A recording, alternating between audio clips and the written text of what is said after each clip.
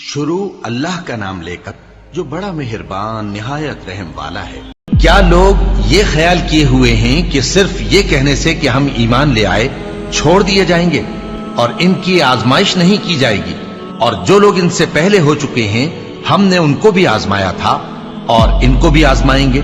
सो अल्लाह उनको जरूर मालूम करेगा जो अपने ईमान में सच्चे हैं और उनको भी जो झूठे हैं। क्या वो लोग जो बुरे काम करते हैं ये समझे हुए हैं कि ये हमारे काबू से निकल जाएंगे?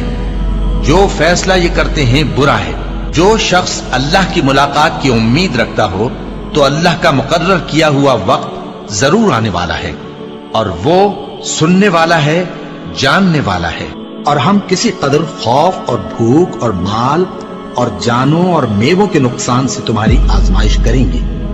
और सब्र करने वालों को बिशारत सुना दो कि उन लोगों पर जब कोई मुसीबत वाक़ई होती है तो कहते हैं कि हम अल्लाह ही का माल हैं और उसी की तरफ लौट कर जाने वाले हैं। यही लोग हैं जिन पर इनके परवरदिगार की इनायतें हैं और खुसूसी रहमत भी है और यही सीधे रास्ते पर हैं। और ऐ पैगंबर, हमने तुमसे पहले किसी आदमी को बकाए दवाम नहीं बख्शा।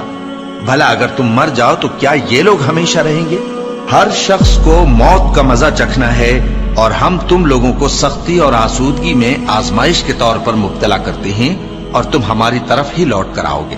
कोई मुसीबत जमीन में और खुद तुम पर नहीं पड़ती मगर बेशतर इसके कि हम उसको पैदा करें एक किताब में लिखी हुई होती है और ये काम अल्लाह को आसान है, ताकि जो फायदा तुम्हें हासिल न हो सका उसका गम न खाया करो और जो तुमको उसने दिया हो उस पर इतराया न करो।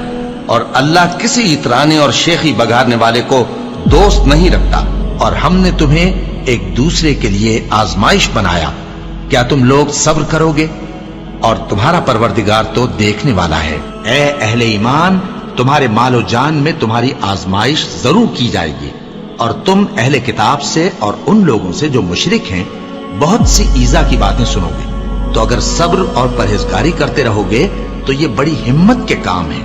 क्या ये देखते नहीं कि ये हर साल 1 या 2 बार बला में फंसा दिए जाते हैं, फिर भी तौबा नहीं करते और न नसीहत हासिल करते हैं। और जो मुसीबत तुम पर वाक़ई होती है सो तुम्हारे अपने करतूतों से, और वो बहुत से गुनाह तो मुआफ कर देता है। और तुम जमीन में अल्लाह को आजिज नहीं कर सकते और अल्लाह के सिवा न तुम्हारा कोई दोस्त है और न मददगार। क्या तुम ये ख्याल करते हो कि यूं ही बहिश्त में दाखिल हो जाओगे और अभी तुमको पहले लोगों की सी मुश्किलें तो पेश आई ही नहीं?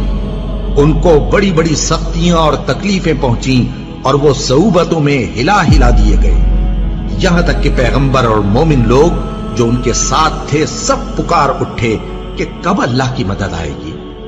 देखो, अल्लाह की मदद अनकरीब आया चाहती है। अल्लाह किसी शख्स को उसकी ताकत से ज्यादा का जिम्मेदार नहीं बनाता। अच्छे काम करेगा तो उसको उनका फायदा मिलेगा, बुरे करेगा तो उसे उनका नुकसान पहुंचेगा। ऐ परवरदिगार, अगर हमसे भूल या चूक हो गई हो तो हमसे मुआवजा न कीजियो। ऐ परवरदिगार, हम पर ऐसा बोझ न डालियो जैसा तूने हमसे पहले लोगों पर डाला था।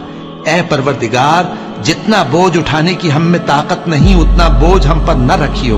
और ऐ परवरदिगार, हमारे गुनाहों से दरगुजर कर और हमें बख्श दे और हम पर रहम फरमा। तू ही हमारा मददगार है, सो हमको काफिरों पर गालिब कर।